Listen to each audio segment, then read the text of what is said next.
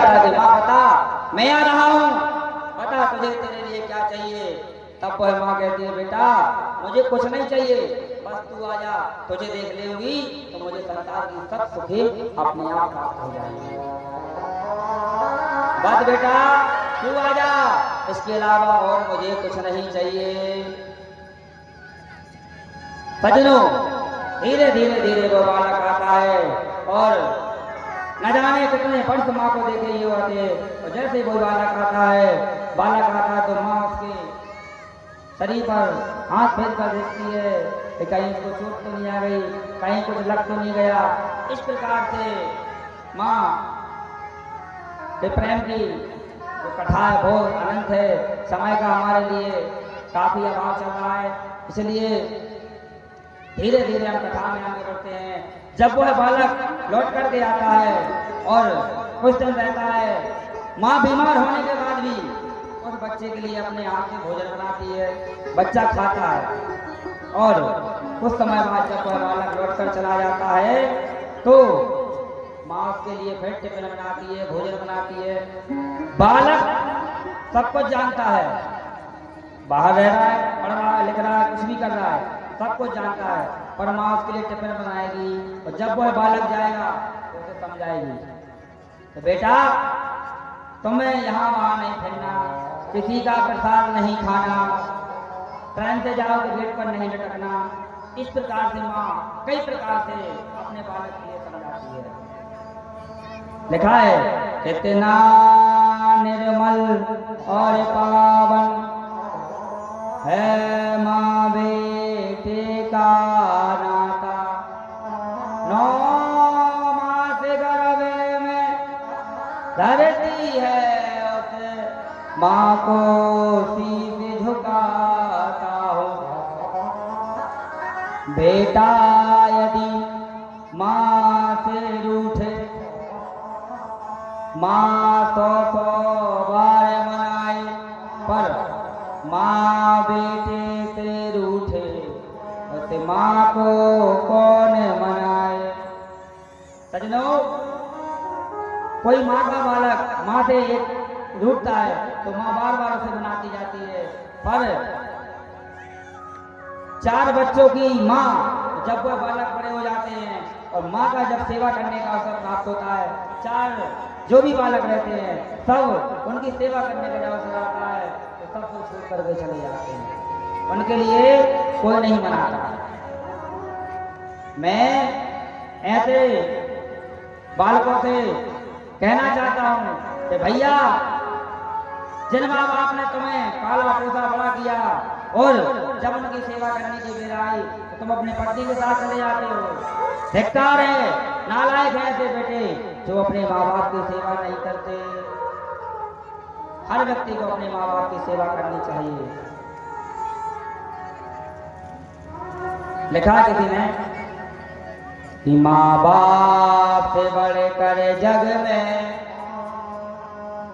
कोई दूजा नहीं खजाना, जिसने तुझे जन्म दिया रे दिल उसका नहीं दुखाना। माँ बाप से बड़े कर जग में नहीं दूजा कोई खजाना, जिसने तुझे जन्म दिया रे दिल उसका नहीं दुखाना। बाप से बड़े कर जग में नहीं दूजा कोई खजाना, जिसने तुझे जन्म दिया रे दिल उसका नहीं दुखाना। माँ बाप से बड़े कर जग में कोई दूजा नहीं खजाना, जिसने तुझे जन्म दिया रे दिल उसका नहीं दुखाना। माँ बाप से बड़े कर जग में नहीं दूजा कोई खजाना,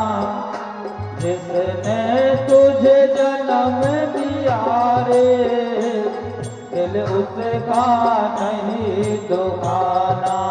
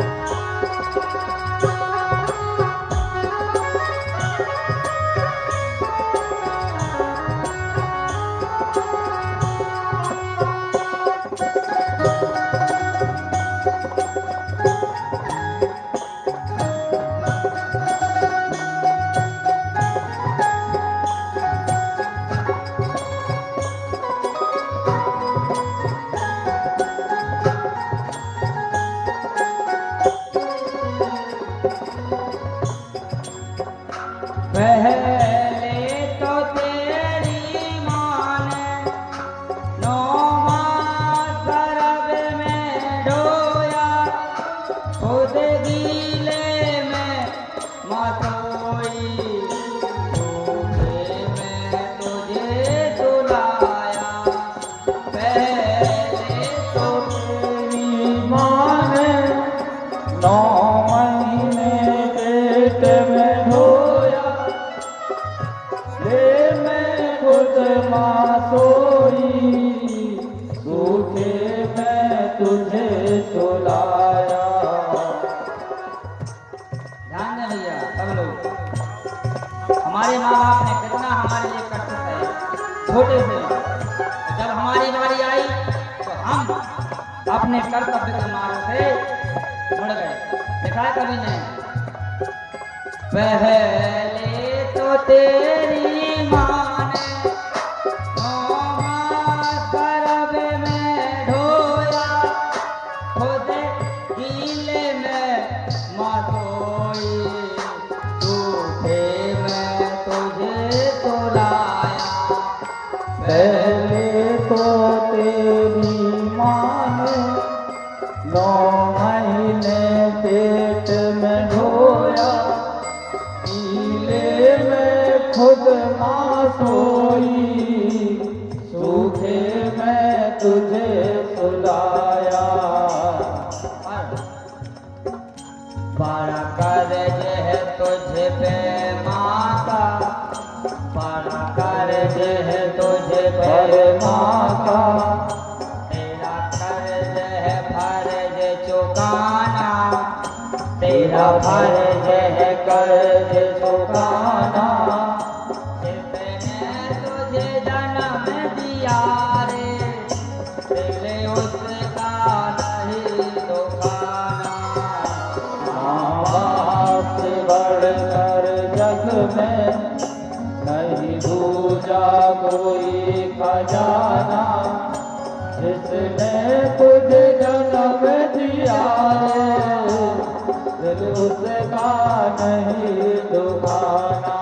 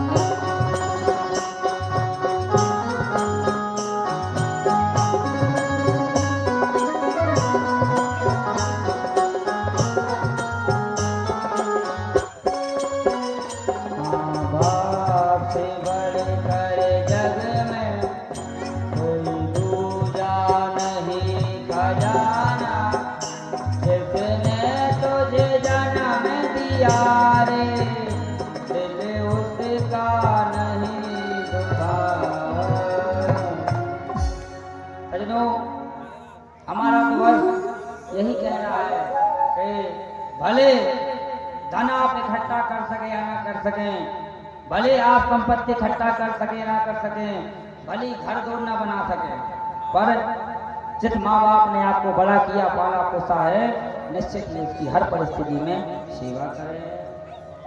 आगे चल करके भगवान रथ पर बैठ गए और सीधे जा करके मथुरा नगरी पहुंच जाते हैं।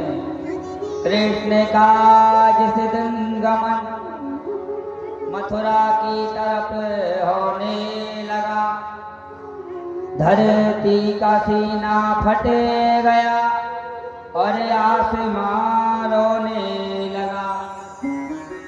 गम भरी ये बात है, हर एक गम सहने लगा। फिर रो रो के सारा नगर इस तरह कहने लगा कि एक दिन मिल के बिछड़ जाए, एक दिन किसने बनाई ये रीत रे, रीत रे। सजनों, भगवान आगे चल करके मथुरा पहुंच जाते हैं। यमुना बाग जो मथुरा में है, वहां पर नंद बाबा और सखा सभी लोग पहले से आ जाते हैं और अक्रूर जी भी कंस के पास गए और कहा कि महाराज कंस, आपने जो हमारे लिए काम दिया था वह काम पूरा हो गया, अब आप जाने और आपका काम जाने। सजनों, इधर ऐसी कथा आती है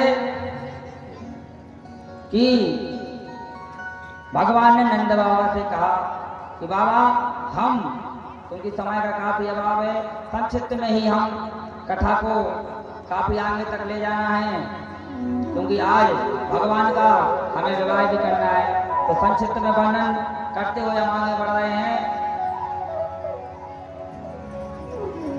कि भगवान ने कहा कि बाबा, आज हमारी इच्छा है कि हम मथुरा नगरी घूम लें, क्योंकि फिर तो हमें मौका मिलना नहीं है। हम अभी मेला आए हैं, देखें तो जरा मथुरा नगरी कैसी है। ग्वाल वाल भी कहते हाँ भैया ठीक कह रहे हैं आप, चलो।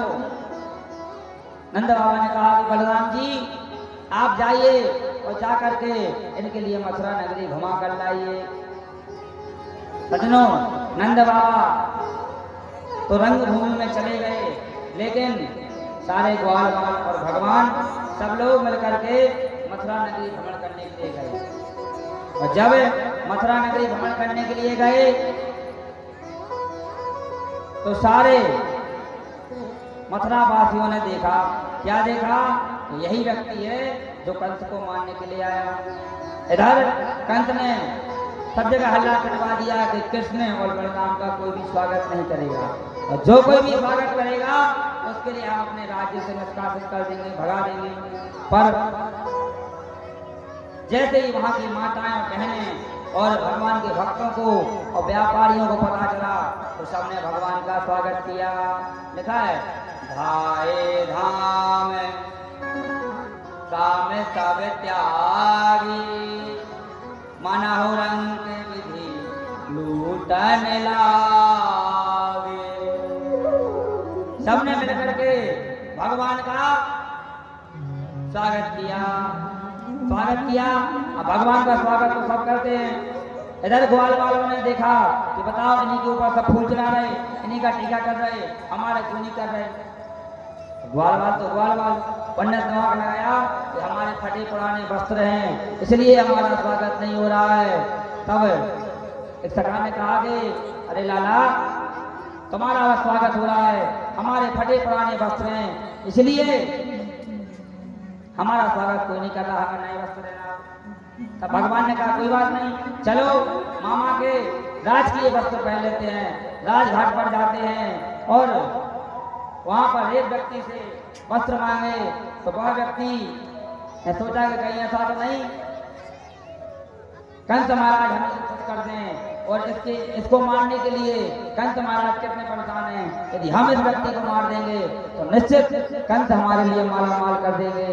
तब जाकर के पहले तो उसने भगवान से भला बुरा कहा, और जब भगवान से भला बुरा कहा तो भगवान ने समझाया लेकिन तब नहीं माना।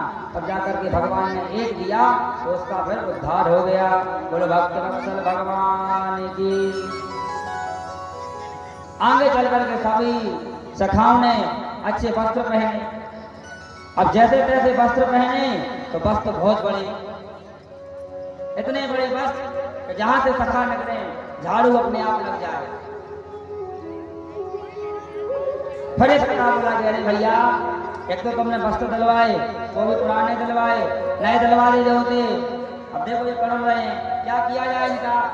भगवान कहते हैं चिंता मत करो, हमारा एक भक्त है वो टेलर का कार्य करता है, चलो उसके यहाँ चलते हैं। वह भी भगवान की राह देख रहा था।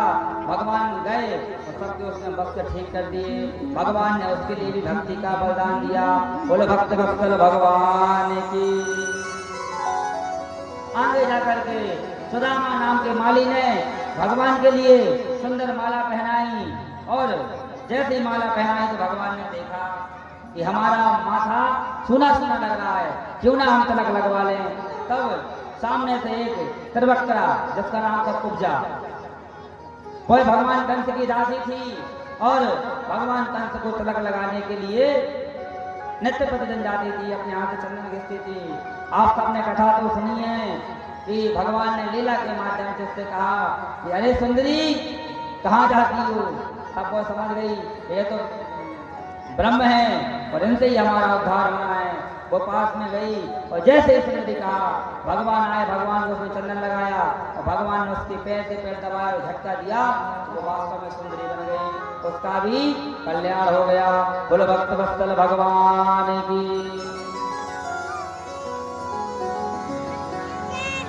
आगे चल करके धीरे धीरे धीरे भगवान आगे बढ़े, धनुष यज्ञ तक पहुंचे। धनुष यज्ञ में पहुंचे तो वहां पर भगवान ने देखते ही देखते धनुष को उठाया और जैसे ही उस पर प्रतिष्ठा चढ़ाना प्रारंभ किया तो धनुष के 2 टुकड़े हो गए। धनुष के जो भी रक्षक थे वो सब भगवान के लिए मारने के लिए दौड़े तो भगवान ने फिर एक धनुष दाऊद भैया को दिया और एक खुद ने लिया। जा करके धनुष से सबको मार पीट करके सबका उद्धार कर दिया। इस प्रकार से